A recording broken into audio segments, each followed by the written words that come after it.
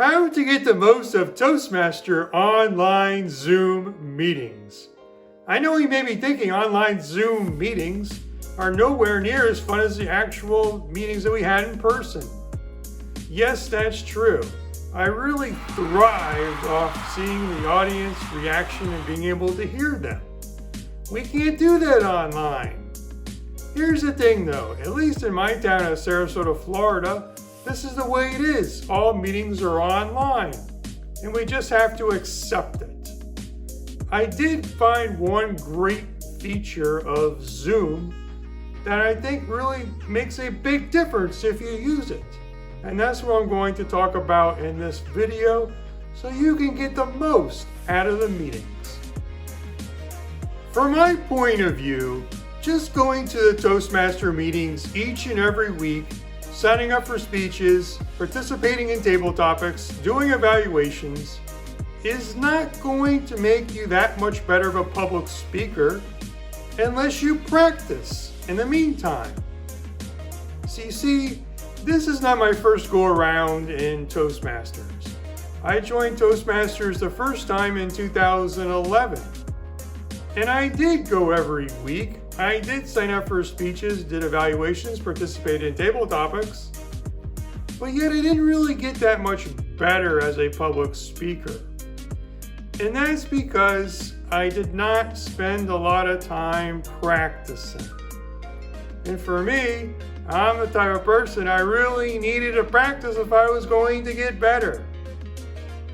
Only one time during that span from 2011 to maybe 2016 did I actually take the time to put up a phone on a tripod and record myself. And that one time that I did, the one time that I practiced in front of a camera, I gave a pretty good speech. It was a humorous speech. I was in a humorous speaking contest, and I thought I could win. So that's why I really practiced for that one. But after that, I know I never did it again. But I learned a lesson about filming myself and how important that is. And the reason why I'm talking about all this is because I see some people going to my meeting each and every week, and they're not really getting that much better. And that may be okay for them, and if that's okay, that's great. I remember my first go around in Toastmasters, I didn't get that much better, but I just enjoyed going and spending time with those people and hanging out afterwards. It's not really the same thing now that we're on Zoom, but maybe you just like hanging out with everybody on Zoom. And if that's you, great, terrific. Congratulations to you. But if you want to get better, if that's your thing, you want to become a paid public speaker or whatever it is, or if you're like me, you just want to be able to learn to talk better and potentially be a paid public speaker, then recording yourself is absolutely necessary. Because you have no idea what you sound like until you record yourself and play it back, and you might be shocked by how you sound. And it might really discourage you possibly for a little bit after hearing yourself.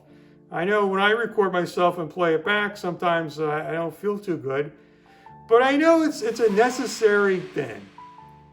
And my point in telling you all this, to get to my initial point, which the benefit of Zoom, is on Zoom, recording yourself is just super easy. You open up a free account on Zoom, host a meeting, you're there on the screen, and you press record. That's all you have to do. You don't need a tripod anymore. You don't need to put a smartphone on a tripod. That's all you do. And during a regular Zoom meeting, you just ask the host to be able to either to record you or to let you record. That's all you gotta do. I remember in the days where we had the in-person meetings, it was always kind of a struggle for me to record myself when I did speeches. I'd have to try to put my tripod somewhere where it wasn't in the way of somebody, and I would have to time it. During the intermission when everyone's writing comments, I would be there putting up the tripod, putting on the phone, And since sometimes I was the only one doing this, I felt kind of strange doing it. But I knew this was necessary for me in order to get better.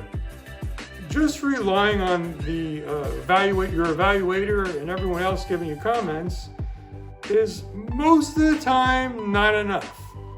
That evaluator isn't always that experienced, and sometimes they just say, "You did a good job," and that's it.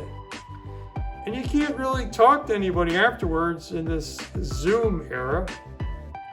So that's why now more than ever, it's important to record yourself, and with Zoom, it's easier than ever. Do you currently record yourself? Let me know in the comments section. To summarize this video, in order to get better at public speaking and to get the most out of your Toastmasters Zoom meetings, you should record yourself. That way you know how you actually sound like. If you like this video, smash the like button, subscribe to the channel, and I will see you in the next video.